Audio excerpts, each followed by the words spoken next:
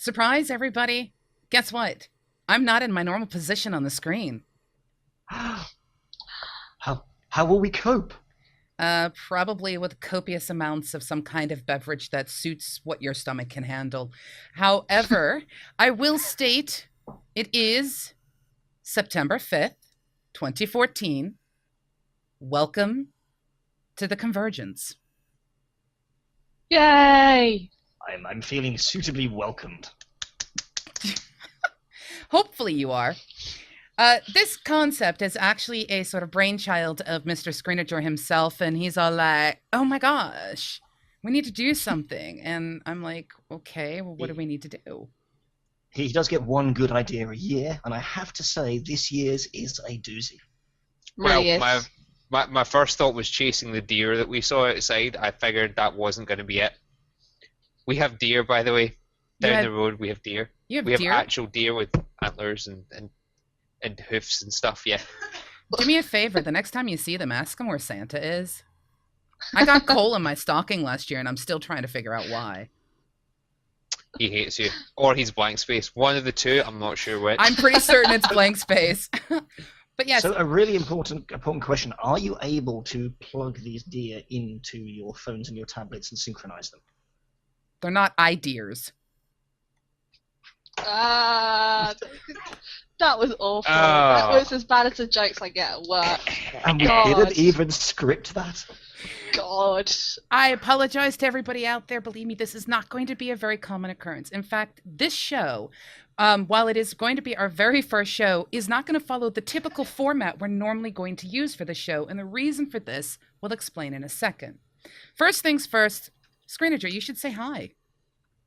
I said hi. Hello. Okay. All right. Tasha, one of our new hosts here at MMOBuff, say hi. Hello, thanks. I'm super excited. I really am. It's been a long time since I've actually had a regular sort of podcast, and I'm so happy that I'm actually back in the host seat in a more permanent place anyway. No pressure. Don't fuck up. It's cable TV. It's fine. See, he swore first this time. It wasn't me. I always swear first. It's fine. I'm Scottish. It's like being Irish, but without any of the other compensations. I was just going to say I could go so many ways that are bad with that comment. I'm just going to drop it right there. Drop it like it's hot, much like a hot potato. I was going to say a fried Snickers bar, and we also have Mizpah. Hello. Yes, you can't escape. You get to listen to me ramble on sometimes, yet again. Yes, as a matter of fact, the way that this show is actually going to be formatted, this is the Convergence. This is the convergence of NCSoft products. So we're going to be talking about the NCSoft products that are available here in Europe. So we've got, of course, the cool colors of WildStar. You notice how everyone is sitting in this. You have the WildStar players on one side. You have the Guild Wars players on the others. Do you like how I did that? Thank you. It's very clever. Well done. That's lovely. You're not sectioning us off at all, and we're never going to fight. It's fine. I reckon we could take them anyway, Sam. It's fine. It's fine. Yeah, we can do it. It's cool. I'll tell you what. The studio is obviously being neutral. If we look at the colours, it's supporting both sides. Yes. Well, you mean you're not supporting us? Both sides. Right. So going back to what we're saying, this show is going to feature some weeks where we have Mizpah and Kai coming in to talk WildStar, because Kai Dream is still with us. And there are going to be weeks where you have Tasha joining us. And by us, I mean Screen and myself. You will get to see us every Friday, joined by the people who like to talk about the games that they're passionate about. Now, this is a little different than some of the other shows that we have. This is literally going to be no bars held type of a show. We are not going to try to censor ourselves here. It's a Friday night. We want to make certain that we are very clear about the information we give and the things that we cover. And this also gives Tasha a chance to have a soapbox or two. She's got a few. I've seen them. She has so many different types. She even has one that glitters. Yes, I do. Should we compare soapboxes? Probably at some point. I feel there should be some. We can save this. We'll save this for the Facebook album. All right. Okay. All right. That's fine. That's fine. Great, now we're going to have to do MMO Buff soapboxes.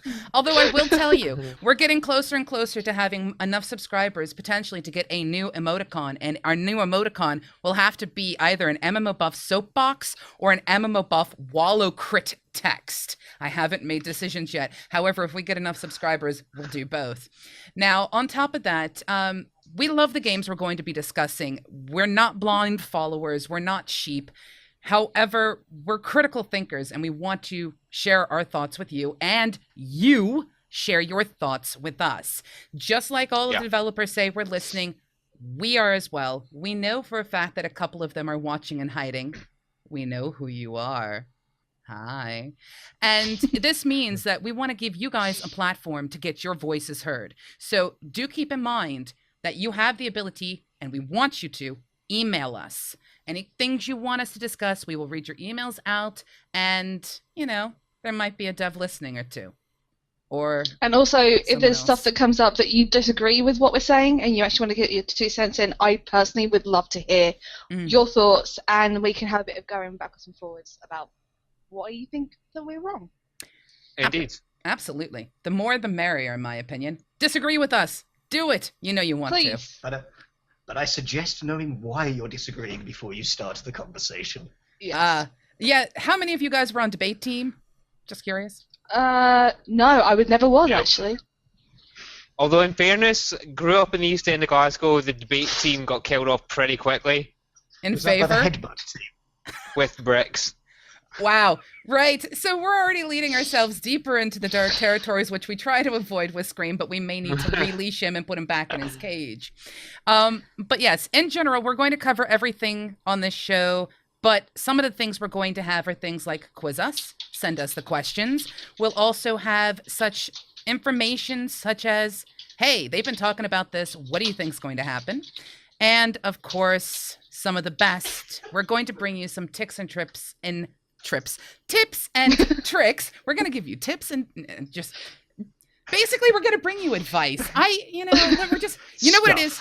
You know what it is? I'm still tongue-tied from being able to speak to Chad Moore yesterday. I actually stumbled over my words because I was talking to him, and it is his fault. It is his fault because he said my name. I tripped up my speech, and I completely got it. There you go. It was also very, very amusing. You just like watching me screw up. So yes, do keep in mind we'll be bringing you advice as well on everything from such as how to achieve that achievement that seems incredibly strange, even to the concept of how do you get better money inside or whatever, surviving. We're going to teach you all kinds of stuff. But on that note, Ed, there's something called Guild Wars, and there's something about the feature pack that's coming up in Guild Wars. So, the latest news that most of you may, or in fact may not know if you're WildStar fans, is Guild Wars 2 has a massive update called the Feature Pack. The Feature Pack is bringing a number of new updates to this game. One of those, we're going to break through a few of those as it is, just to kind of give you an idea of what's coming in the game. Probably one of the most prominent and most anticipated updates that the game's been getting is some changes to its commander tag. We'll drop a link into the chat about this. I'm going to grab the article that you wrote on MMOBuff. Fantastic. So the game has for a long time allowed players to have very, very little semblance of a raid UI, but it has in some tools available. Those have been expanded on now with the commander tag changes. If you check the article that we've written and go through that, it's been a long time coming, and it could probably do with being expanded upon somewhat. It's not a huge change. It's like night and day to get any sort of change to the commander tag, but there's some debate in the community as to whether it's the type of change that we're seeing that we'd like to see. I don't know if Tasha's got any feelings on that before we move on to the rest of the features that we've got. I think my usage of the commander tag and your usage of the commander tag are going to be completely different because we play different aspects of the game. I'm more of a PvE player and a bit of a World v World player, and you're primarily World v World, and that means that we use the tag in different ways. It's going to make a huge difference to some of the world boss fights, and that's one of the things that I'm looking forward to. The world boss fights require a lot of communication, a lot of coordination between different groups that are very, very far apart. It's going to be great to have those color changes in so that people can say, we need more people over at the yellow tag, and that gives a clear direction as to where you need to go on the map. That's going to be fantastic. Same with Castle as well. Actually, I can never say right, I should just call it tea kettle. And Doritos tequila. And tea kettles. We like to call it tequila. It's a tequila. No, it's tea kettle. I'm too British to call it tequila. But yeah, it's that kind of thing. It's going to be useful, especially even the god fights as well. That's going to be useful too. So it's not as far much of the change I would have liked. I would have liked far more control as to be able to kick people out of my squad and all that other stuff. But it's a step in the right direction. Heck, the squad's not even really used by a lot of people in the game at the moment. A number of you that haven't played Guild Wars in a while might not even remember the fact that the commander tag system also brings with it a squad utility, similar to what you consider a raid in WildStar. And that, whereas in WildStar you've got a whole raid utility, you can see all your players, you can see their health bars, you can see where they are. There's a whole spew of information in front of you. Pretty much, despite the huge scale of this change, really at the end of the day, all you're getting is your commander tag can change colour, so you're not getting any raid utility, you're not getting any frames, you're not getting anything else really apart from the change in the commander tag colour. Well, sort of. But if I remember correctly, because I was going through this, because it was such an interesting concept, they're making it account bound. I mean, they're increasing the price, so there is another impact to this beyond just that. And they did state they're looking at ways that they can use or benefit the people who consistently use it, like the experienced ones, the ones who seem to pull out that particular utility more than others. So you got to start somewhere. Yeah, you do. Yeah, and it's got getting a step is great. There's some to and fro. I mean, I understand why it's a small iterative change. At the same time, there's been some pushback from the community that there was communication about the commander tag a while ago from the Guild Wars 2 community towards the developers, and this was considered generally by the community to be the lowest reach solution that they could step to, and it feels like it was such a long time between the communication, between the implementation, that there's kind of like to and fro. I'm glad it's there. I really am. I just hope in the future we see more of that sort of change and we get more functionality to it. I think the increase in prices is due. I was a little bit upset when it came out that it was going to be that you only got the one colour. That basically, if you wanted additional colours and you already had the tag, you had to pay the full price. But they've revised that if you already have a tag, you will now get all of the colours from day one. So if you haven't got a tag already, if you have the cash to spare, it is probably worth dropping it. Making it account bound is something I'm going to really like. I can't tell you how many times I have been on my warrior, and my Mizpah has actually got the tag, my warrior hasn't, and I'm the only person there, and I'd happily just tag on just to be the marker for the blob, but I can't. So and that is... I guess the first question that springs to mind on this, though, in terms of having the tag, does it automatically lend to any sort of authority? Is it hard enough to obtain economically that adds value? Or are there just 50 commanders running all over the map? There can be. There can be loads and loads of commanders, and it can be that actually the people commanding are not worth listening to. They tend to get shouted down quite quickly. But in PvE, you see loads of people. It's not unusual to go into a map and see a couple of people with it on. Yeah. And usually it's because people have forgotten to turn it off when they left Wild World. And more times than not, it's just a blue Dorito. Yes, indeed. It is a blue Dorito. Yeah. And everyone loves their blue Dorito. At least you get a different colour Dorito. And talking about customising your colour, there's going to be some changes in character customisation. Guild Wars are bringing in some massive changes to the way that wardrobes work. Wardrobes are essentially your costume customization for anyone that doesn't play Guild Wars. That includes, we'll put a link into the chat so you can see how the wardrobe changes work, if Pseudo wants to do that for me. The biggest changes we're going to see, and the ones that have the biggest impact already, are the changes that are going to be including mini pets into the wardrobe system. So the wardrobe system will allow easier access to different sorts of character customization in terms of how your character looks, things like dyeing, things like having different sorts of clothes on your character, but also now things like having your finishers, which are when you kill a character, you get to stomp them, and your mini pets. And the mini pet changes are really awesome. Straight off the bat, you no longer need to go to a bank to get your mini pet, and then when you deposit it, it disappears, or you have half your inventory full of mini pets. You now have really easy access to your mini pets, so you can wander around with a sheep, a fancy bear, whatever you like, out and show it off to the rest of the community. There's a problem with it, though.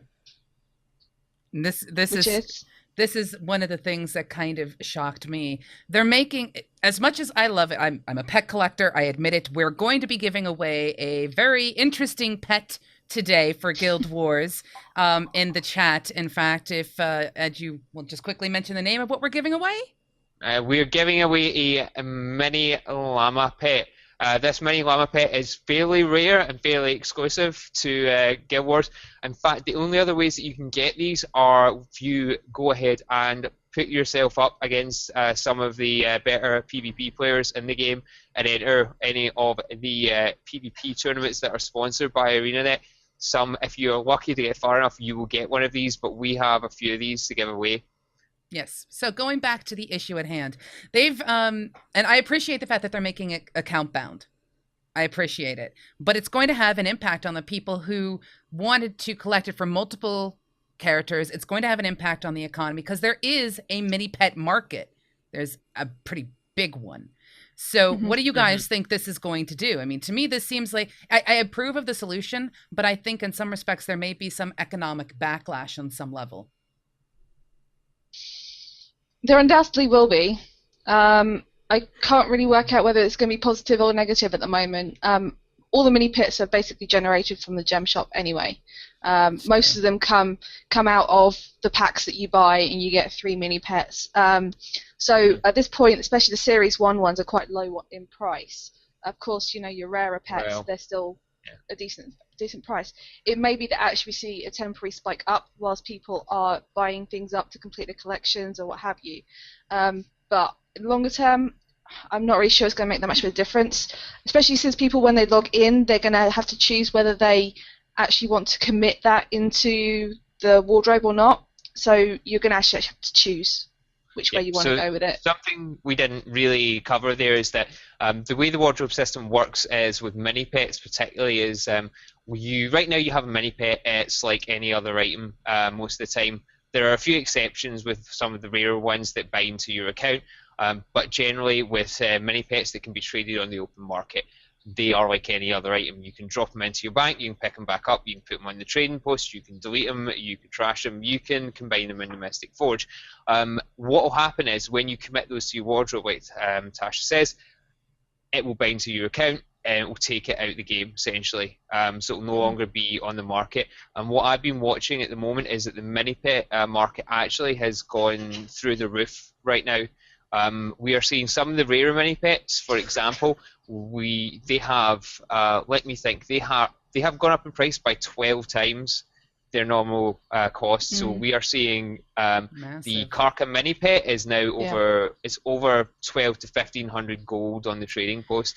That is the same sort of cost that you would buy a legendary weapon precursor for. It's nuts.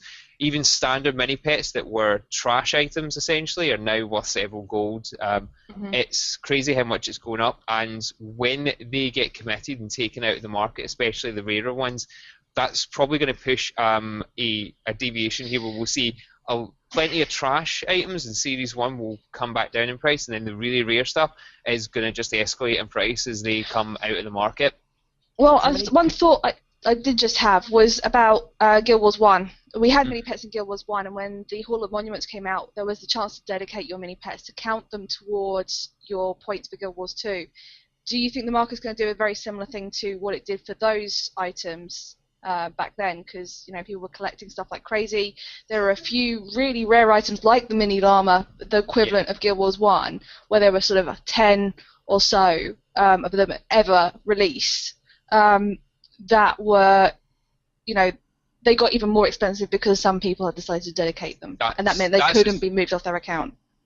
That's essentially going to happen. I mean, from talking to people actually a few months ago in WoW, I was talking to people that had bought the original collector's pack and had the mini pet from that, and their account was worth something ridiculous, like $7,000.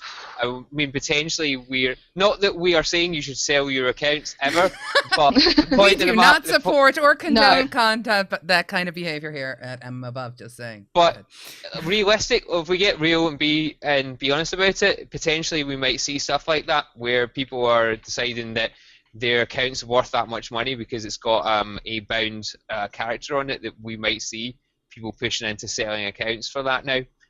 It's not necessarily anything we'll know until it pans out in the long term, but it's something you got to consider.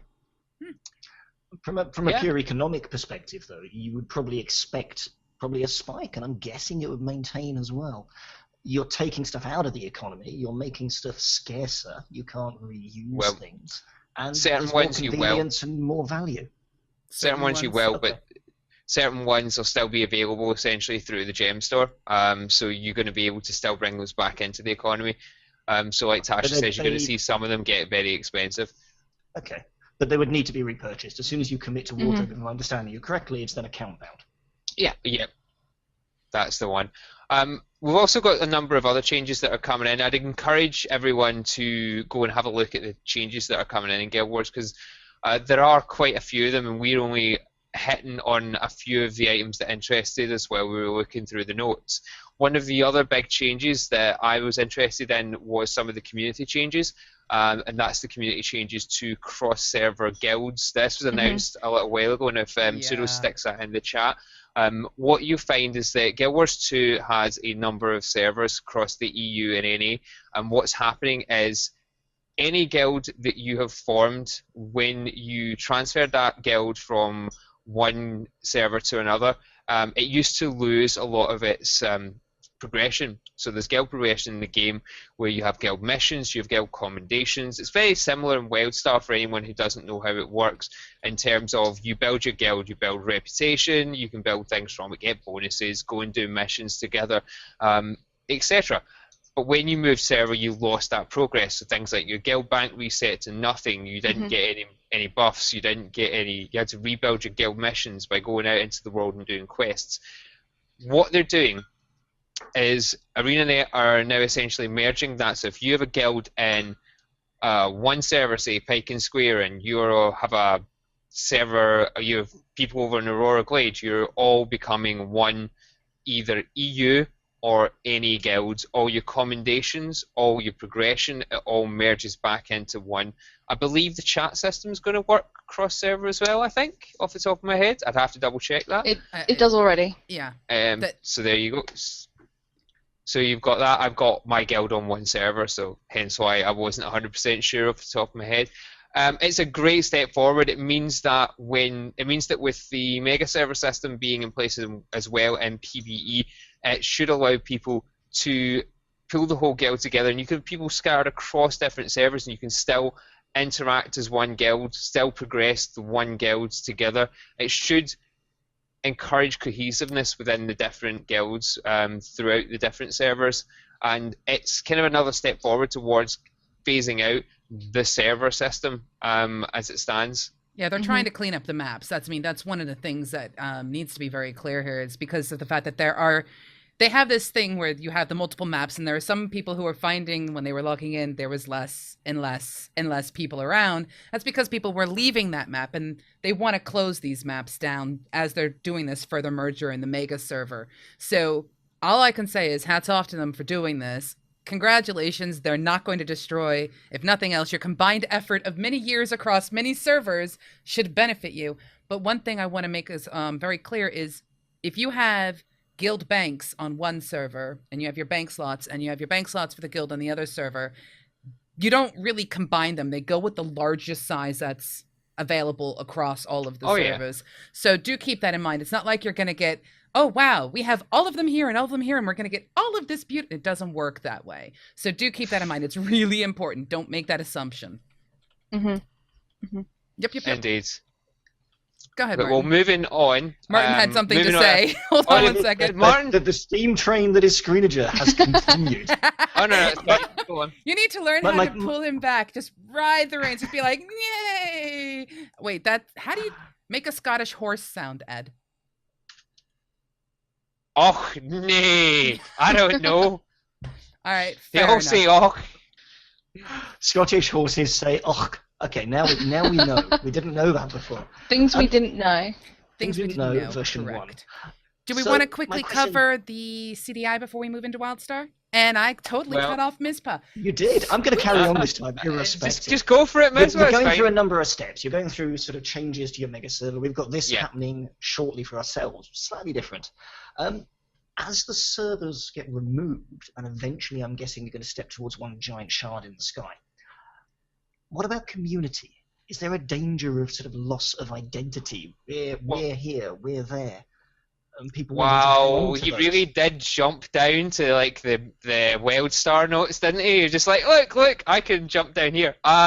You know, that was something we worried about a lot when we got mega servers at first. It's not really happened. Because go on. Because as you launch into cities, you are natively drawn to your own server. Because the populations in those cities are so large, it tends to be that each server still gets their own, their own set as well, as it were, which means that you still see the same faces you've always seen. That's something that I found in Guild Wars too, mostly because of the occasional obnoxious person you find. They are always still, they're still there. You still bump into them. The only thing is that if your server gets big enough that you would have generated an overflow, sometimes you end up in a different server. We'll get into it more with WildStar. There's a few things that are good and some things that are really bad about the whole mega server thing. But generally, I haven't found that we've lost. I mean, I'm on Aurora Glade. I don't feel like we've lost the Aurora Glade feel. I think particularly where it impacts is the World v World players, because the way that game works is it's very server based. So to some extent, the mega server system, it certainly has started to phase out the idea of server identity, not in a bad way, but it has started to do it, and it does impact the World v World players. So it does. That's my main kind of game space within Guild Wars 2, and it does impact that, because what you find is that the hardcore World v World players, the people who would play it until the end of days, they still sit with their server. They know what server they're on. Someone coming into the game now, fresh, doesn't really get the server identity thing, and they're not as exposed and not as ready to go into World v World and go, stomp for Piking or stomp for Desolation or attack for Aurora Glade, because they've not been through that experience of the first year and a half or so of having their own server with their own community, and they don't see anyone else. So that's the biggest impact I find that it has, but it's something that we've had to deal with, and I don't think it's been too intrusive into World v World. I think it's had an impact, but World v World's kind of cope with that with the introduction of the Edge of the Mist server, where a lot of people kind of drop into if they just want to, PvE farm basically, because that's how the game's developed in there. Yeah. Now I want to just quickly throw out there to drag off some. Yes, we're trying to get Ed to wear the dress to Eurogamer. Keep our fingers crossed. So yeah, we can't give it away. He needs to wear it. We definitely need him to wear that dress. We're working on it. I'm not exactly certain if I can actually convince him to do so, but we will. I'm looking. It's gonna happen one day when I've got time to put my makeup on. It's fine. Don't worry. We'll ask the lovely lady to do your makeup for you. Heck, maybe we'll get Kai to do your makeup for you. I can bet you good money I do my eyeliner better than Kai. Oh, okay. So serious challenge. I do better eyeliner than Miss Dream. All right, Kai Dream, apparently we're calling you out on one of the shows we have. We are going to have an eyeliner competition. That's going to be awkward and very bizarre, but that's okay. So I'm looking at the time. I want to make certain we get the CDI in because it's kind of important because it's all about the guilds and things and stuff like that, and more news is coming up next week about it, but go. Indeed. If Pseudo drops I love how it's me. I'm going to drop all the links like they're hot. All the links, drop them like the base. The CDI is coming back. For any of you that don't know, the CDI is ArenaNet's.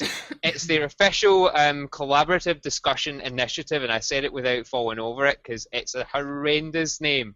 If we could possibly get a name that people can say a bit easier on podcasts, that would be amazing. Other than that, it's a great idea, though. Essentially, it's the studio's way of getting to chat to the players directly about different topics, specific topics that they can then take feedback away and look at what sort of changes they can make. So one collaborative discussion initiative that was run on the forums previously was about World v World. One of the suggested changes was giving the commander tags different colours. It took some time to get from that discussion to a change, but putting that to one side, it had a direct impact. It ended up getting ArenaNet to make those changes and understand that the community wants changes to that particular idea.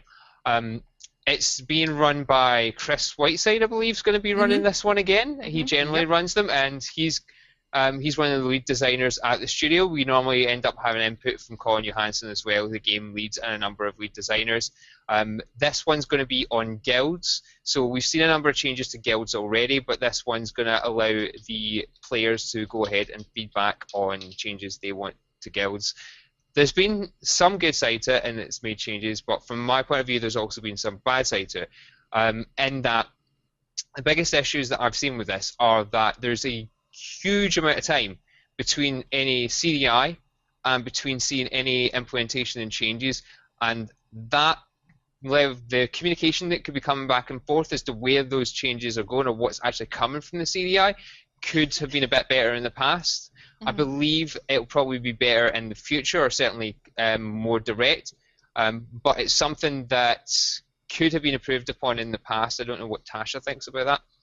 I haven't done a huge amount of the CDI. My main concern with it is that it builds an expectation that all the so-called considered good ideas will be implemented, and that's not what happens in dev work. Sometimes the best ideas you really want to do, but there's so many other factors that actually you just can't do it, and you kind of have to settle for the idea because at least it's feasible and it's progress. And like you said, yes, there is a huge amount of time between the two, but that's dev work. It sometimes it takes a long time. It's got to reach the top of the schedule. I think there's I think that's true. I think that's true. I think that the average player doesn't necessarily get that. No. Being blunt about it, and I think that that's something that maybe the studio has to understand, is not that the average player won't necessarily understand what's going on. It's just they don't know how busy things might otherwise be, or how priorities work, or how difficult something is to implement. And that turning around and going, well, we're going to look at this, this, and this, and then coming back to the CDI on the forum later and going, right, well, we can't do this, this, or this, but we're going to be actively looking into these. And just being able to get a little feedback more than, essentially what feels like nothing to a lot of the community, it would be great. It's not saying that CDI is a bad thing, but there's a lot of information there and a lot to trawl through, and I take my hat off to Chris for going through the CDI, because there is a ton of information definitely. On the forum post. Everyone has an opinion, but the problem is everyone that has an opinion isn't always going to read everyone else's thread in every forum and necessarily going to know what's going on. So sometimes it may be a case of the studio being a bit more direct to people as well. Yeah. Well, this is the thing, they made mention of the fact that they're going to give a list and try to go through the things that they actually want people to focus on. This is sort of almost like a focus study in, say, marketing or something else like that. Patience, people. But then again, guess what, Ed? That's what this show is here for, to tell people, chill out. But at the same time, it's also here for us to say to the developers, communicate. So there you go. We've got both sides of the equation. Indeed. And I think we're lucky, to be fair, from a WildStar perspective. They're not always perfect, but we've certainly got one of the more communicative dev teams in the industry. And some of the stuff you're saying that you'd like to see, not always, there's exceptions, but a lot of the time I feel like there is that level of direct, reasonably prompt feedback and information to say, hey, we can't do this yet, but it's coming. Are you just trying to start a fight? My devs are better than your devs? Yeah. I mean, is this what wait, I'm not entirely starting a fight again here, Miz? I'm not entirely sure that Miz quite... See, the thing is, Miz, a lot of this blew up due to an incident with an interview that some of our friends over in Guildmag did. The issue wasn't about the reason that maybe not the direct reason why the CD is coming back, but a lot of focus has been put on communication recently, because ArenaNet didn't communicate or didn't say anything to the community, but because they did give an answer. It was just how the answer was messaged. It's not always about being the devs listening and the devs understanding and the devs talking to you. It's about how the devs listen and how the devs talk to you. And let's be honest, the Carbine guys are just as bad, Donatelli, at stuff sometimes as any other studio. It's not about the devs. It's a fair point. Absolutely. I mean, the point it's about message. Go on. There's a mindset towards communication. PR is hard. Communication is hard. There's a million people waiting to take something out of context, twist it, and throw it back at you 2 years later. And then it makes you probably, as a studio, go, well, why do we give this ammunition out to people? Well, see, that's a funny thing. Lives harder. In a discussion in the forum post, which we've put up, that's about the CDI that's coming up, someone linked put a link to Reddit to a conversation that was had on Reddit 2 years ago. Put it on the internet. It must be true. It's true. That's it. So one of the things that they said, one of the commenters on Reddit said something along the lines of, World v. World, there's no point to it. It has no survivability. It has no sustainability. They've got it all wrong. I mean, that was kind of the point of the post. And I was reading it. I'm like, 2 years later, and one of the biggest things about Guild Wars 2 is the World v. World. And I'm just like, this just goes to show you that, hey, developers may get it wrong at times, but so do we. And I'm just going to stay that right there. I'm still waiting on the Commando class. I was promised the Commando class at launch. There are no SWAT teams in this game. I'm still outraged. Keep Commandos, Guild Wars 1 I've written several letters. Well said, Mellowist. I think the closer on this, though, is there is either a intent and a culture of saying, let's be open and let's communicate, let's take the good with the bad, and let's try and get more good out of the net equation that some people have. And I can't comment in enough detail for ArenaNet myself. I've had some dealings with them. The guys I've had dealings with are fantastic. But the comment I will make is the frequency and level of communication from Carbine has been the highest that I've personally experienced. And I think they get more good out of it than bad. But when they were quiet on a recent issue, before they announced the mega servers, talking about declining server pop and other bits and pieces, there was outrage because people didn't have answers in 2 minutes flat because they'd already set that expectation. Wasn't it like a 1 week that they waited for the answers, and then it was like you waited for a week to get an answer from the devs? So. I'm going to throw my toys out the cot because, oh my gosh, the devs didn't answer me within like 3 minutes like they normally do. You evil people. No, I'm just... But it's the same, I think, for every MMO. A day in an MMO is like a week of normal time. That's how it feels. If someone doesn't answer you within a few hours, well, it's probably too late. Is that why when I log in to do something, it's then 5 in the morning again? Yeah. Yes, exactly. it's the internet time dilation. It's like when you're playing The Sims. Like as soon as you sit in front of the computer, they basically press 3, so it runs at full speed, and then you don't realize it's like 3 o'clock in the morning again when you're still there. Have we got? I mean, in terms of the CDI itself, are we? And in fact, the communication from ArenaNet. I think what I'm expecting in the long run is that we're going to see more focus on the CDIs and coming back to the CDIs. Really, at the end of the day, I think it's a tough job to update the CDIs and keep on top of them. But what I do think that we found is that after a couple of weeks of Colin and Chris kind of dousing fires before PAX, is that we're going to see the team at ArenaNet, I think, coming back to communication about things like the CDI and coming back and saying this is where we're at. And probably I'd expect a more focused and deliberate update on certain stuff as time goes on, be it every 6 months, be it every year, who knows, publish a manifesto. Like, I'm just throwing ideas out there, but we'll see stuff that's more structured and more direct, so that they can go, this is our vision for the game, this is roughly where we're going, this is roughly our focus. You can expect, we focus Living Story Season 3 next year, for example, that sort of thing, so that people know what to expect coming out of that. And for CDIs, having the team come back and say, we're looking at these parts of the CDI particularly, and we'll come back to you when we think any of these might be definite no's or definite yeses, or get some more feedback rather than just, right, we'll take these and go away. And I think honestly it's about setting expectations, and I think it's been a hard lesson to some extent that being open isn't the final answer. Setting expectations with that is, and I think we're going to see a lot more of that directly from ArenaNet as time goes on. I agree with that, and I'm looking at the time, and I'll make one final comment on Guild Wars before we move into WildStar. Like I said, folks, this is not the average show for us. We just had massive stuff land in our lap, and it just kind of was like, well, I guess we'll make 2 shows at once. So this is kind of episode 1 and episode 1.536. So, but yes, one of the things I think is really, really worth keeping in mind, and this is for everyone who's out there who is a gamer, who has that kind of impatient mentality. Guild Wars 2 did something exceptionally unique.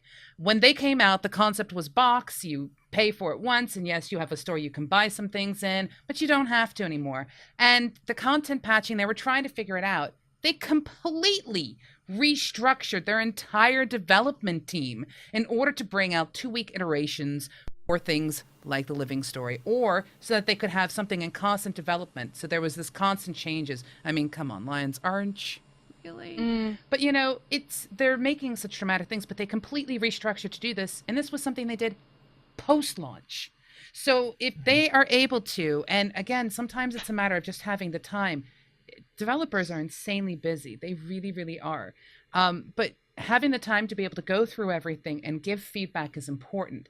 And maybe this time around, it's not the holy cow, we're stressed because everybody's going to PAX, or holy cow, we're stressed because everyone's going over to Eurogamer, or everyone's going to Gamescom.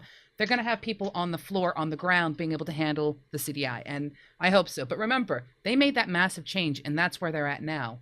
So let's see what happens with the CDI. Yay, power to the CDI. Woo. Okay. Right. So moving on from Guild Wars 2, I'll let you guys, by the way, Ed, Tasha, do you have anything you want to throw out to the Guild Wars 2 people out there? Could it be a llama? Maybe? I think we'll hold off on the llama, but I'm going to give some extra special stuff away on top of the llama as well. Ooh. If you can hold off half an hour or so, troll Mizpah, then we'll give you some extra giveaways, and yeah. Keep an eye on this show as well for Guild Wars 2 watchers. We are going to have some, hopefully next week or later on, sometime next week, we might be able to announce something special that I can't talk about. Basically, welcome to a show where a lot of stuff is going to be, so this is what's going on. We're analyzing. I'm making up words. We're analyzing stuff. There's other stuff coming, but we just can't say. So you're going to be stuck with us. Right. Yeah, we're sucking at our communication. Yes, we need to get better at our communication right now. Just saying. End of story. But we have told you that something is coming soon. So, hey, that's something. Well, this is why. This is episode 1, when it's ready. So when it's ready, it'll work. But yes, so what we're going to do now is we're going to move into some WildStar stuff. Now, there is quite an awful lot. Actually, you know what I'm going to do before we go into WildStar? For those of you who are Guild Wars 2 fans out there, this is not the only podcast involving Guild Wars 2. In fact, there is another one, and it's known as Relics of War. It's been running for a very, very long time. The lovely lady that you see down in the corner has been on it before as well. But yes, please do keep in mind that they go out on Tuesdays, I believe it is, on Twitchy. Tuesdays, right? Yes, they are. They're after our campfire show on Tuesday, and it's a few hours after it, and they go out.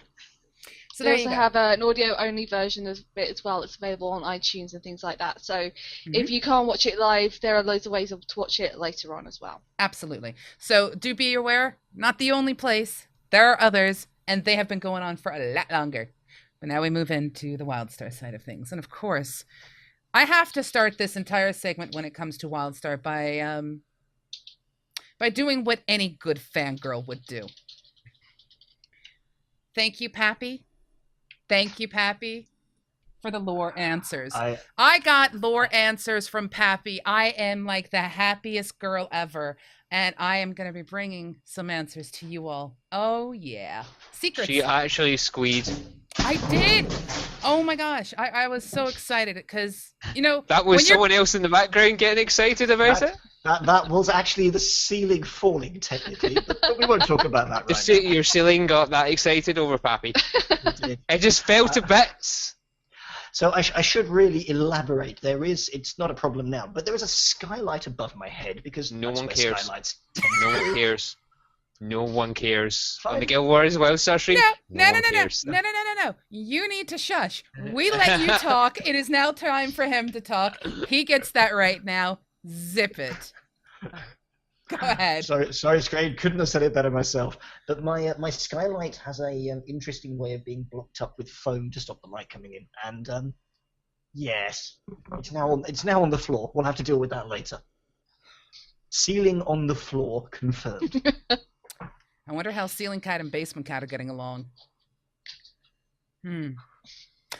Right. So anyway, we have massive amounts of news coming in from WildStar. So what I want to do is I kind of want to drill through them as quickly as we possibly can so that we can get to the epicness that is known as the Defile and for one. And we're also about to go on a journey. Oh, yes, a big journey.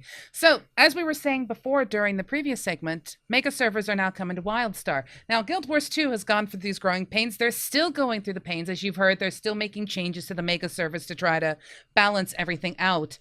But this is massive. Mm-hmm. Yep. Massive. And there's a few interesting... I put all the links up for you in your Guild Wars section. You get to do all the ones for the WildStar section. Oh, get to work. Screw this. So, all right. I'm sitting back. It's on you now. So while Ed is busy linking, there was a few interesting takeaways from the comments that we've now got out there in the wild. So obviously at game launches, big increase in players. We had full servers. They had to create more servers. And now, of course, we're in a position whereby a lot of people are only logging in from raids. A lot of people are doing it at different times of the day. We're not necessarily getting the server population density where we want it at the times we want it. So, of course, people have said, well, what are we going to do about it? And it's emerged that mega servers have actually been something they've been planning to do from a way back in the development cycle. It's been pretty clear with the way they run server daemons and the structure that this was possible. But they've been thinking about it for a while, and they've now got to the point of implementing it.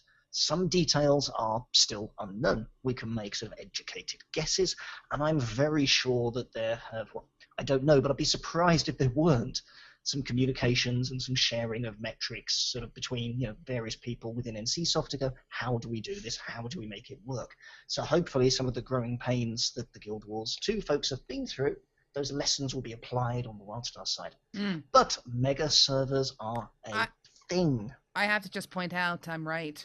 In the last Cosmotronic show we did last week, we were talking about mega servers, and we were talking about, Miz goes, I predict this, and I said, well, I predict this. You'll have to go back and watch it. It's on YouTube. Yep. I'm right. I think we've still got a hybrid of the two, but we'll have to actually see what gets implemented. I prefer to believe I'm right and you're wrong, by default. I think that I always prefer to believe that, Stephen. But no, I mean, the mega servers it's a conscientious thing, and there was sort of like this backlash and uproar. Now, one of the things that you guys who have had experience with this through Guild Wars 2 pointed out is at the start people were concerned, and then things seemed okay.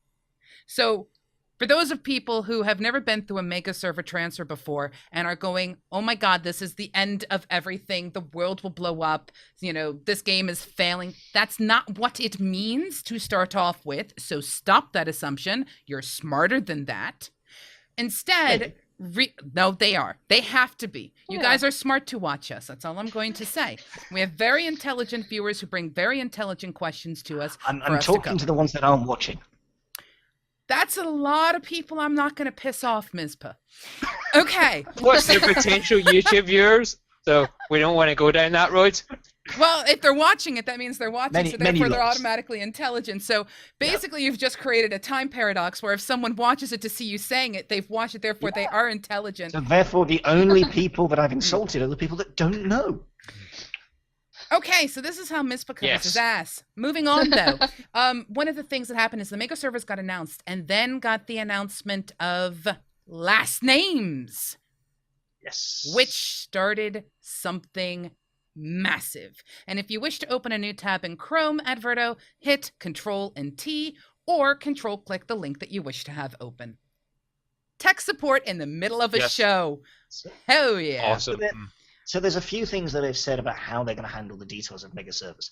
Giving a surname, of course, solves the problem of namespace clashes, unless two people want the same surname, in which case first come, first served, I guess.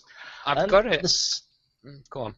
The same principle is also being applied to guild names. Now that might cause a little bit of consternation in some quarters. If your guild was called Foo and you were in Europe, and someone else's guild was called Foo, and they were also in Europe, because we're retaining two data centers, NA and EU. Then, of course, that which was created first is still going to exist. The second Foo is going to be Foo 1, or whatever it might be. So you're not going to please everybody. I think that's a given. But I think the benefits are potentially large. But the biggest fear in our community at the moment, Screen, seems to be, I like my community. I like my server. There were people that were on my server that were idiots, and thankfully they've all gone somewhere else. I don't want to see these people again. I actually read a post that was bemoaning the fact that their server was great because all the people that were rushing for progression jumped servers. And now they don't want to see those people again. Well, So stuff how- you. How do you answer that? Really, at the end of the day, some of that's down to the back end tech. I mean, what we saw was that the change at the end of the day, when we got mega servers coming in at Guild Wars 2. I can't. I have to stop. You keep saying at the end of the day, and you've said it like 4 times, and you've made me think of a song now, and I'm sorry, I can't get it out of my head. So It's because Screen is secretly a football manager. He just doesn't know about I it. was thinking the Jeremy Kyle show, because there is a Jeremy Kyle show song at the end of the day. At the end of the day. You watched the Jeremy Kyle show. And No, I'm I thinking watched the Les Mis- YouTube and I'm video. and I'm thinking Les Miserables, so there we go. Everyone gets a totally musical different show. interpretation. Well, when we saw mega servers come in, what we did have was more of an ambient change. We saw our world around us was more populated, but it wasn't like other communities ended up intruding on us. We saw people that we knew, and the general world around us as we went into quiet areas was busier, but you can ignore those people as well as you can ignore anyone else. It doesn't really matter. I actually saw some consternation about guild names as well. I don't really see the issue with the guild names thing though. The game's barely out. As it stands, what we had when we launched in WildStar, we couldn't get our guild name because when the guilds were allowed to pre-select their name, there was a lockout for, 12 days or something 2 like that? weeks. 2 weeks. So a lockout of 2 weeks, and that was across the entire game. Okay, so we got our game. We weren't going to sit without a guild for 2 weeks waiting for it to unlock on our server. We picked a different name. A lot of guilds have done that. There aren't a huge number of guilds that are going to have come into the game 2 weeks plus, between 2 weeks after the game's launched and a couple of months in, and then pick the same guild name as everyone else. That lockout will have stopped. That lockout will have stopped a lot of guild name duplication.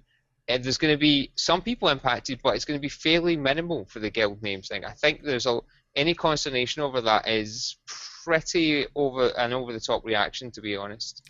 I'm going to cut in here and say this is going to be one of those topics that can very easily be dealt with on the campfire because it's so heavy community based. What I will state, though, is something you need to keep in mind is, I can see from that perspective how you could see it that way. But if you have somebody who has been a member of a guild that has been around for 12 years doing their little thing, and it makes a difference whether they're playing WoW, whether they're playing Guild Wars, whether they are playing Champions Online or the Secret World, they always have the same guild name. And other people, flattery is a brilliant thing. Like I said, we had a really nasty thing occur to us when someone tried to duplicate our guild name in WildStar as a circle. But again, massive topic for the community show we have on the campfire on Tuesdays. But that's the thing. There are going to be people who make similar names. I mean, I remember when I created a guild, and I'm not going to go into the guild name because don't stalk me. But there was a guild that I created, and when I looked it up in World of Warcraft, there were 74 guilds with that name. Something stupid like that. I mean, it was 2 or 3 pages of, you can find these guys on these servers. You can find these guys on these servers. Sometimes people have the same thought. And sometimes they form afterwards because they've been waiting to see if they were going to stick around. So I don't know. I think it's going to not necessarily be the biggest issue in the, oh my gosh, this is the end of the world, WildStar is dying thing. But I do believe it is going to have an impact, especially on people who go, hey, I really like this name. Let's use it. Let's try and make a guild like this. And they come to find out that somebody already had that name created in the game 2 weeks before they did, even if it's after that 2-week period of the game start. And they won't be able to use it because it's the people who had the name first in time who are going to be able to keep their original names. And then it kind of goes in order from there. Go ahead, Martin. I mean, I don't think there is a perfect solution. I think there isn't. Benefits of coming up with mega servers for each region outweigh across the whole community the issues. We, from a guild perspective, should be fortunate. Others may be less so, and I can very well understand how that would be a colossal issue. I know that if I were the other side of that fence, there's no way I would be happy with, we'll just select another guildman. Go on, sorry. But I don't see any real alternatives. I wanted to quickly jump in one last thing about the mega servers that is coming in. Now, you might have to correct me here if I don't understand it properly, but one of our viewers was asking if we think there's going to be specific instancing put in place for RPers. There's been a bit of a hoo-ha about the RP situation with this, because essentially it's going to merge the RP community kind of forcibly into one of 2 rule sets, either into a PvE or a PvP mega server, depending on whether you're on a PvE or a PvP server now. Well, the roleplay servers or roleplay communities, unfortunately, were never given an RP PvP server to begin with, so they were kind of forced into PvE anyway. So there's one thing that this brings to mind. One, I think it would be great to have that instancing. I do believe there's some chat for RPers coming in, but more than that, I believe that the instancing, can you even join a friend's instance within WildStar? Or does it forcibly put you into an instance?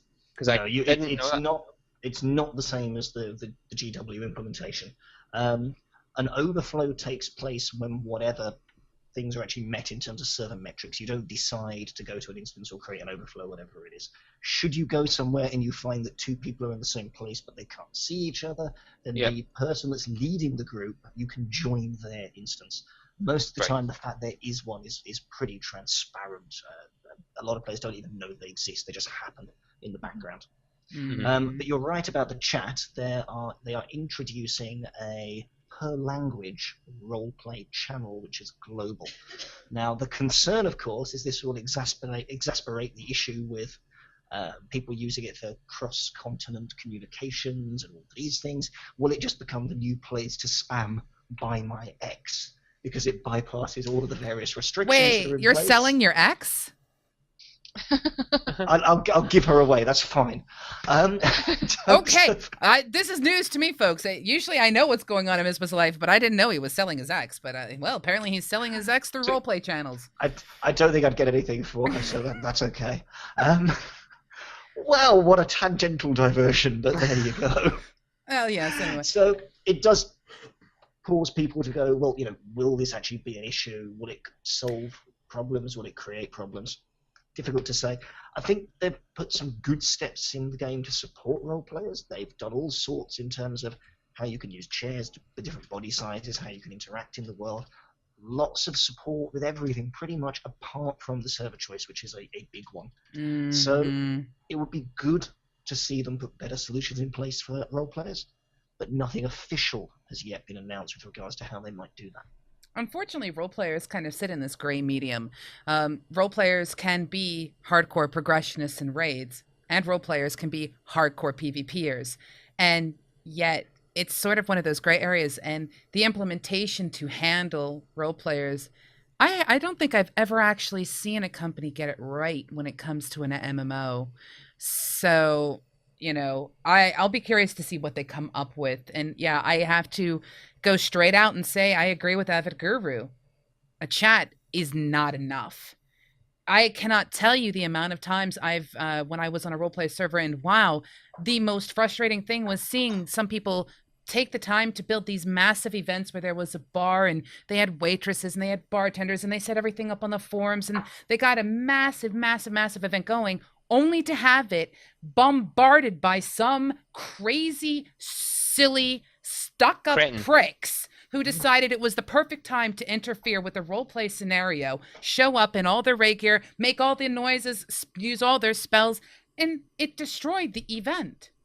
So that only having a PvE and only having a PvP, I get it. You want to make certain the rule sets are there, but there needs to be something for the role players that protects them from the people who want to act like dicks. That's all there is to it. Chat is not enough. Yeah, I think in the future you're probably going to see, you probably will see the ability to spawn an instance. It's just a case of perfecting the system at the moment. Yeah. I think you're going to see iteration of the system, and I think you're probably going to see that. It would be great to see that, and there's definitely an active roleplay community, and I think you probably will in the future. I think it's just a case that's the sort of feature that's bound to go wrong if you implement it along with the initial mega server push. You can already see so many issues with that. Cards on the table, I support the idea of doing a lot more for RPs. I do it occasionally, not very often, but it's, everyone should be able to play the games the way they like to. But I can imagine if I could spawn an instance, or not me, but if people can spawn an instance, how many exploits can actually be found? How many economic tricks with getting things to respawn could actually be implemented? How about having every single member of a guild spawn an instance and they all check their instance for the world spawn that appears once every X? There's so many potential difficulties with that approach. It would need careful thought. It wouldn't be the RPers abusing it. It would be people going, how can we use this system for our own ends? Well, in the end... Also go ahead, Tasha.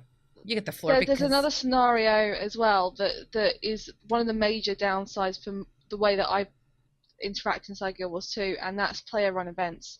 They become a lot harder to do with mega servers because you can't guarantee which server you're going to be on to tell people where they need to be, and there's no real way for people to choose where they need to go. In Guild Wars 2, because we've got this sort of hybrid system, if you sort of guest on a world and then you end up in the location, chances are, as long as it's not too populated, you'll end up in the right place. But otherwise, you have to set up these taxi systems where someone has to join a party with a group of people who need to end up where you are and hope there's enough space in your area for them to join in. It can cause problems. We're doing a charity event in October, and I am quite worried actually how we're going to overcome the mega servers, because sort of previous years we've had 8 or 9 different servers in EU that have been running this event simultaneously, and I'm a little bit worried that this year we're going to end up in a situation where we're not going to be able to do it properly, because we're actually going to turn up and find out there's 3 groups on exactly the same server and we can't break away from each other.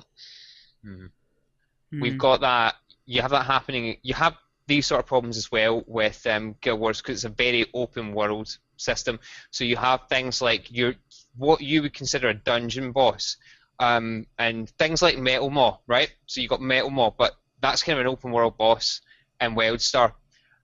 That is pretty much the consistent majority of the Guild Wars 2 bosses are large-scale open world event type bosses. So you have things like Tequatl, which comes around, people want to kill it. You have the Shatterer, people want to kill it, and there are certain groups that will be set up to take these down, and they will have to either give people spots or ferry people in. And it's become regimented to that extent, so they can get people into the right instance. WildStar will not see that sort of problem to the same extent, because the end game is attunement and raiding, so the end game stuff is instanced. So actually, in reality, you're not going to see the same sort of problem, or certainly the same sort of impact that Guild Wars 2 saw regarding trying to run events within instances. It's going to impact, as Tasha said, player run events more than it will do in-game events that the system runs, just because of the design of the game. Wow. So there's an awful lot of controversy when it comes to the concept of mega servers, and it's not exactly this is a brand new concept within MMOs. So they have a lot of previous games to refer back to and learn from, and potentially maybe even come up with something new. I don't know. Maybe you can pay a certain amount of gold and talk to a Protostar employee who will spawn you something that will, blow up in 30 minutes or something. I don't know. Who knows? We don't know. However, we definitely need to make a move on to yet another thing. So beyond mega servers, in our notes, what could possibly be beyond the mega servers? I don't know. I've lost the notes. Indeed, I'm going to have to flick back. I mean, we can go. There's 2 major things we can go on to. That's attempt to stay in order. Well, that's the thing. We are now at a point where it is time for us to dig into the lovely chat that Mizpah and I were able to have with Chad Moore and Justin Riley, who was a lead content designer specifically for Journey to the Omni-Core 1. Now, we have information about the Defile. We have information about the Omni-Core 1. I, however, have one very important piece of information that I must share with everybody. So when it comes to dealing with something such as, the different races on the planet, there seems to be this one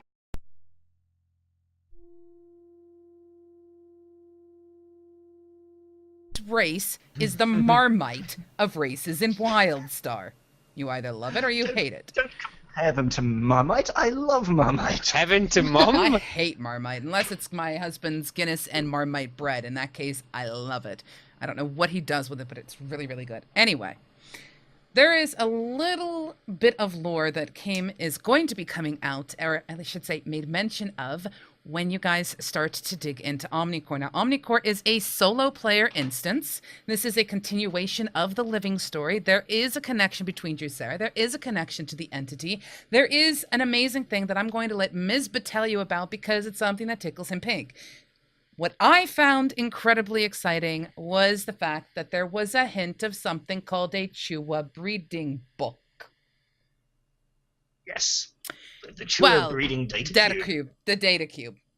And I had to ask Chad about this because, in the roleplay community, and believe me, we research and love you role players.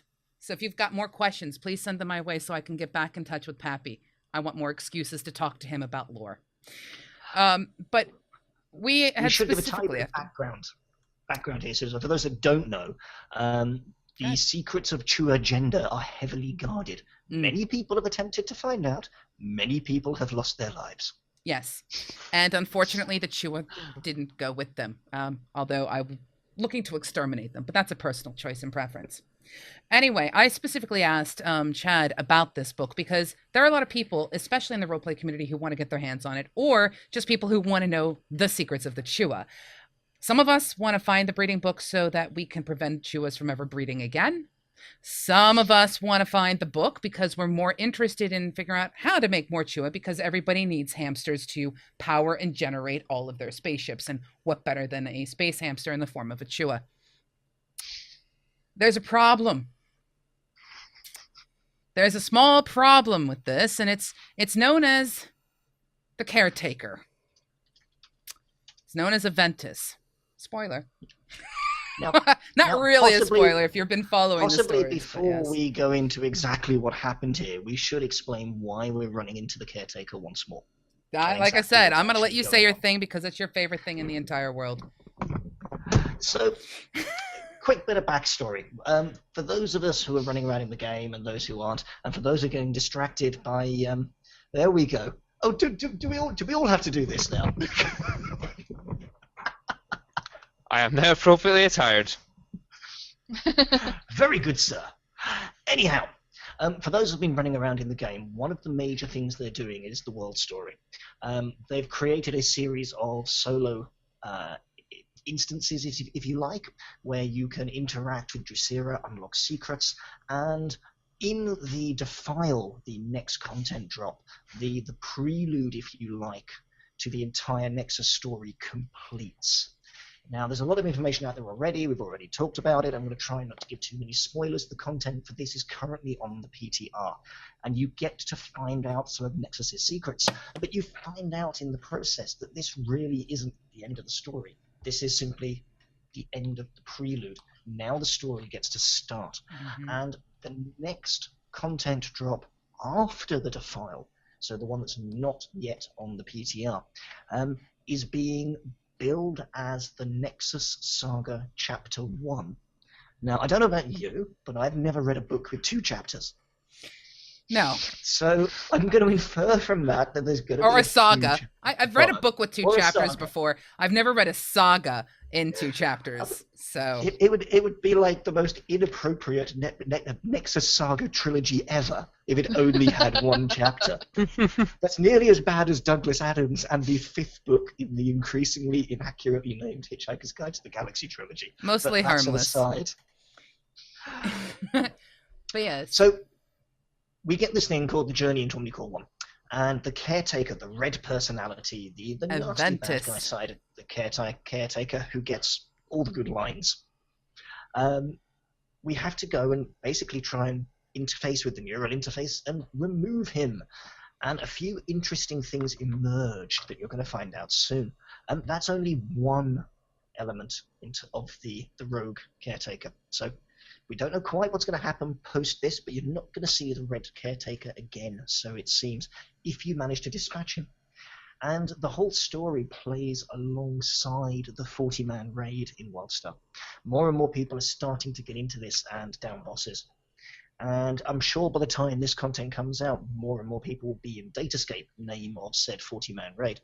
But you're going to have to go through a single-player story instance that takes you into the big mainframe that powers everything. You have to try and remove Aventus, and you get to find out an awful lot as to what the global threat to the galaxy is and what you're going to try and do about it. And we get to find out tons of things. Now, there's going to be some spoilers here. Minor spoilers, but spoilers nonetheless.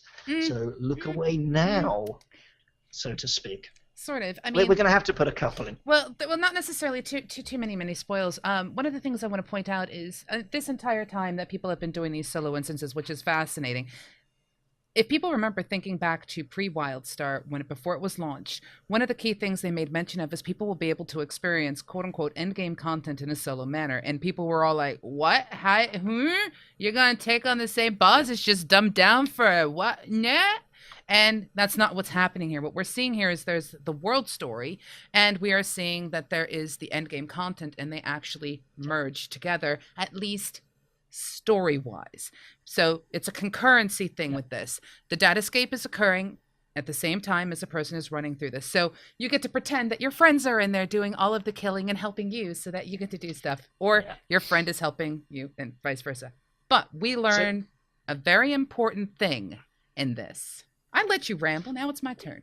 We learned something very important in this, and this is why is the caretaker fractured. Now, there are hints, but you finally get to discover what has caused this, and the implications behind it are astounding. Now, I want to take my hat off. As we have talked about with Guild Wars, as we have talked about with WildStar, the developers are listening. It's not just the developers who are listening. It is the creative directors who are listening as well. And I guess I will just throw this in there before we let Mizpah go back to rambling and ranting. And maybe at some point in time, I'll tell you a little bit about the Chua breeding book. But anyway, one of the things that I was very curious about is how much they pay attention to your conspiracy theories. The conspiracy theories that are brought about by the people who write massive posts. And if you go back and you look at the article that we put up on MMOBuff, and if you could do me a favor and get the article that I wrote about it, the developers made mention of the fact that they do pay attention to what's being said, and they get fascinated when people get really close. Now, what I was concerned about was the fact that maybe, just maybe, people like Chad Moore were reading posts, seeing these conspiracy theories, and then purposely changing the story so that they didn't come true. Because there's nothing more frustrating than thinking you've got it, and then all of a sudden they're like, well, if that's what they think, I'm going to change it. Now, there are a couple of storytellers who are currently watching this right now. I blame you for letting me think that way. But anyway, they've made mention of the fact that they have a pretty good direction for where they want to head with this story. But all of those fantastic posts, all of those conspiracy theories, all of those people who took the time to build maps on their walls and connect them with pens and yarn in order to say, well, this is what's happened in this time, and if we build it this way, because it's a massive story that started thousands of years ago here, people. You guys are actually influencing subtly where we're going next. Now, they've spent so much time building what we're playing, but like Martin has pointed out, we've got something brand new coming. And we're done with the prequel. You've leveled up, you've experienced Nexus. Now we're going to get the real story. And I think I have my own conspiracy theory, and I'm almost afraid to say it because I have a feeling Chad's going to go back and watch this, and then he's going to go, well, Pseudo came up with this theory, so we're definitely not going to go with it. I don't want to hear any conspiracy theories unless it's accompanied with a tinfoil hat with a rose dower in the middle. I don't have any aluminium foil. In fact, a rose dower foil hat. I don't have any aluminium to do that with. Aluminum.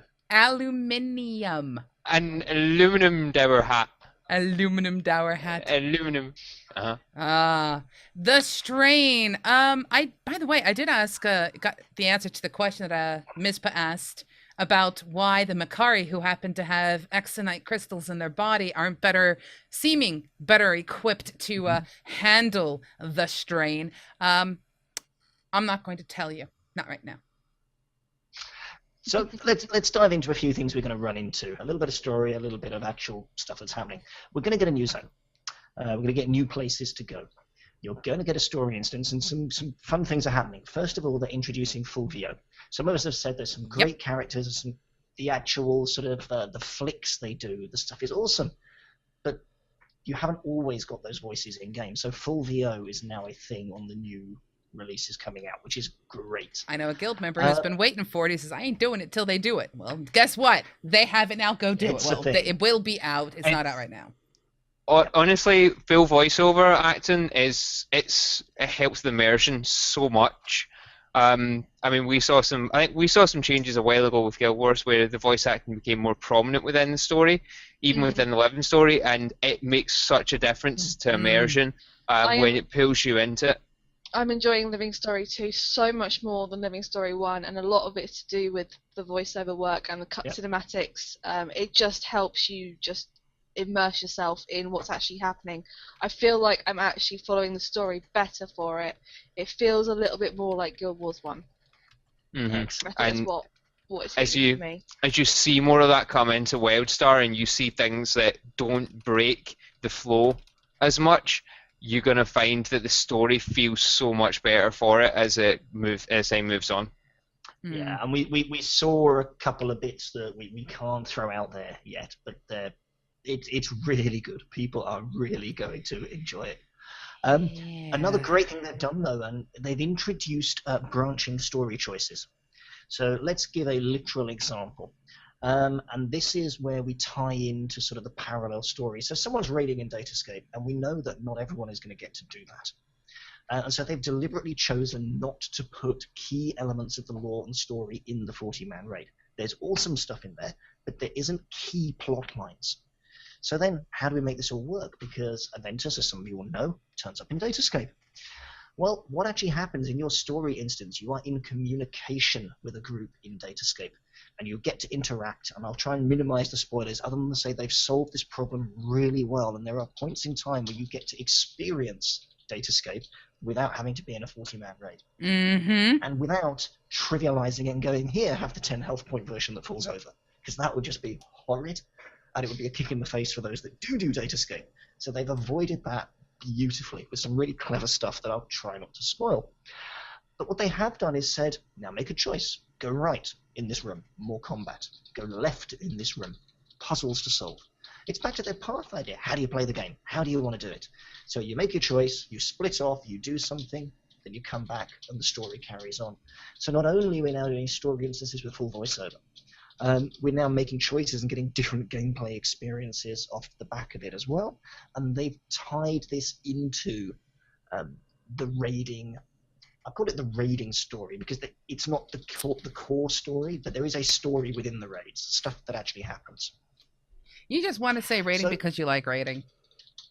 Of course I like raiding. But I love the way that they've actually brought elements of the raid into the wider game, because often you get well, you're raiders, you're not raiders, never the two shall meet. And here actually they're going, well, you're all part of this world, you're all actually going to be involved in what goes on. You might have gone in there, but you're going to experience part of what it's all about with how they've actually done it. And there's now a rational reason for why Datascape exists. And that's pretty darn cool. Absolutely. I agree with that. And I have also just seen the time, and I hate to say it, but I'm not going to tell you about the Chua breeding book. I can't. We just don't have the time to do it. You'll have to wait until next week. So I am sorry. I'm going to throw out one thing if I can, though, Pseudo, because this to me is fascinating. And I can do this in a couple of sentences. There's going to be stuff emerging for level 50 players that is actually going to be harder than the stuff in the game today. And there's going to be a need to get gear from elsewhere, to get a certain skill level before taking on some of this content. Not the stuff you're just about to step into on the PTR or elsewhere. I'm calling fractals. The fact that they're now they're laying the groundwork for harder stuff that's out there, so that you don't have to just step into a raid to do some of the hardest content. It might be fractals, we don't know. But the concept of this tiered difficulty coming in now on solo play and small group play, that's emerging. There'll be more of that another time, but Journey into Omni-Core 1 is going to be pretty fantastic from what I've seen. But we still have to get through the strain first. I will state one of the really, really amazing things to me is just simply the fact that they've kept the story rich, but the design choices made by Justin and the team, because he's the senior designer, my hat goes off to them. Yep. Because, actually making the story, still being able to tell the story while giving replayability for a solo instance an option, because you have to make choices. Do you go left? Do you go right? Do you help this? Do you do, because of that. And rewards don't change. Keep this in mind, because that's kind of important. Don't think that just because you went left and fought more things, you get bigger rewards. It doesn't work like that. It's just, you get to play how you want, but let's just say you're not in the mood for combat today. Go do the puzzle option. You'll still have to do combat, but you'll have more puzzles. Let's say that you want to do the combat, do that instead. So you have replayability, and it's going to be interesting because at least you won't get bored when you go back and do it again, which is interesting because how many times have you gone back and done a Drusera quest? You can't. No. So in fairness, I haven't even done the JOSEY requests yet. I got to them and then went PvP. Yeah. You've got some growing up to do. I mean, There's sorry. some very good stuff in there. You've got some stories to be a part of. But yes, so we wanted to push that out. Next week, chua breeding book. I'll talk about that. And So the show title next week, Chua Breeding 101. Sure. We'll make the show title for next week, Chua Breeding 101. Pappy, please be free next Friday. We need to talk chua. You know the secrets to dissolving them, right? We really need to talk. But no, I want to take my my hat off. A big thank you to the entire team who set up everything for us to actually chat with Pappy and Justin. Amazing and very sweet of them. But yes, now, my friends, we move into the very, very, very, very, very, very end of our show. What's happening next week? So apparently we're doing a chua breeding book. We are. We have... I'm wondering if that's left over. Oh, no, it isn't. We are getting close to the time when time zones change. Yep. And this is going to be important for people who do not live in the United Kingdom. We are keeping all of our shows at MMOBuff at 8 p.m. UK time. This does mean, however, that with the changes coming up, we may be an hour earlier or potentially an hour later because people do weird things in time zones. So please, please, please pay attention. Make certain you're following us on all the social media stuff.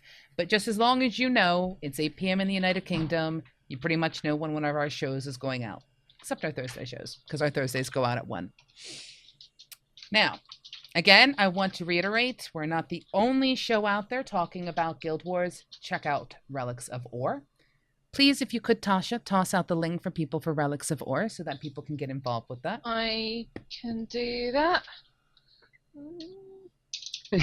Remember, the if desperate you... moment where JOSEY goes, get the link, and you're like, I don't have the link. I was in the middle of typing another sentence to someone. There you go. Stop communicating with our community. You're acting like sorry. a dev.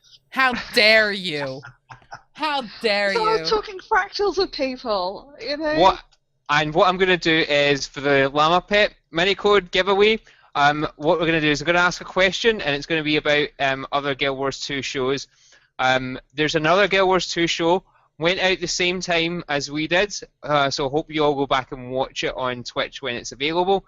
If you put the name of that show into chat, I'll pick a winner and they'll get the Llama Pet mini code. We're giving one away this week. We've got 2 more, so we've got 1 for next week and 1 for the 3rd week.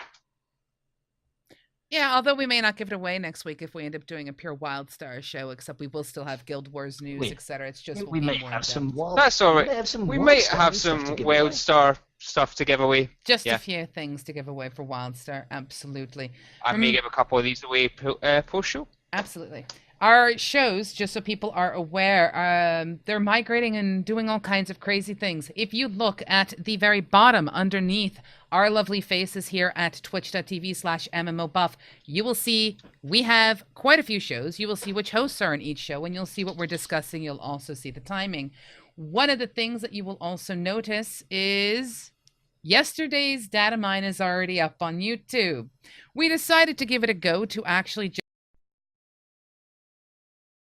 and I have now vetoed that, and all of our shows will be up on YouTube the very next day. Except for Ryakachi's streaming. Please make certain that you pay attention to social media. We're going to be sending out a tweet to a poll. I want him playing Hello Kitty this week. So if you could do me a favor, and please make certain that you vote on the straw poll that will be coming through Twitter, Facebook, and Google+, and make certain that Ryakachi Thursday night ends up having to play Hello Kitty online, Hello Kitty. I will be very thankful for it. Also, I swear his bald head has the secret of life to it. We try to figure out how to get it. But yes, so some of our shows will not be ending up on YouTube because it's kind of pointless to put them up there because it's not about necessarily condensing the content like we do for these shows. It's more about streaming. So do keep that in mind. Although we might just do quick bites of them, you will still have to hopefully show up to watch them live. If you want to yell at Tasha for wearing an awesome t-shirt, email us at voice@MMOBuff.TV. Get yourself heard. We want to hear from you. All of you. Both good and bad. And remember, if Mizpah makes you smile, depending upon his schedule, it is either going to be him next week or it's going to be Kai Dream. We don't know who yet. Tasha will be taking a little bit of a break. And we will also be having someone filling in for her while she travels to Africa. Mm-hmm. Which I wish you a lot of luck with, and I am incredibly jealous of you. I think I will be here for one more show, and then I think the time after that I'll be journeying, going back to see my husband's parents and spend time with his family in the middle of Namibia, Botswana and Zimbabwe across 2 weeks. It's a bit of a safari into the middle of absolutely nowhere with no internet connection, and I'm a little bit scared about it. Well, not the safari, the foreign country, just the having no internet. Having no internet and spending a lot of time with the in-laws in like a really camping. But it's fine. He goes and sees my family. He goes to see my grandparents. He spends time there. It's their time that I spent time with his family. So you make a good point. Good luck. And I will state for UFC Manu. That's actually a really creative way to do that. There's more to Guild Wars 2 than PvP, as Tasha will be happy to tell you. However, we've run late for what this show normally is, and because of that, I'm going to let the hosts go. Andy Pandy! Boo. Mr. Andy Pandy, give him the hearts. So, Martin, say a lovely farewellsies. And if you guys get that code in, Screen can give you a llama pet, which is really rare. Obviously, no one wants the really rare llama pet. No one really wants it, so I'm giving that away to Mr. E. Bay. Oh, no, you are not. No, I hear Mr. eBay really wants it. But yes, so go ahead, Mizpah. Say your farewells and everything that you wish to do. Well, farewells from this end, as always. This is Mizpah, MMOBuff, signing off. Go ahead, Tasha. I'll see you, folks. I'll see you in a couple of weeks' time. And if you have any comments on the rest of it, Guild Wars 2, you can hit me up at Tasha_Dark on Twitter. And I am Pseudo saying Tudo Pip, leaving the lovely Mr. Screenager to say... Thanks for coming out, everyone, and haste you back. At the end of the day. It's the lyrics, it's those lyrics again. You know you get nothing for nothing if you do that.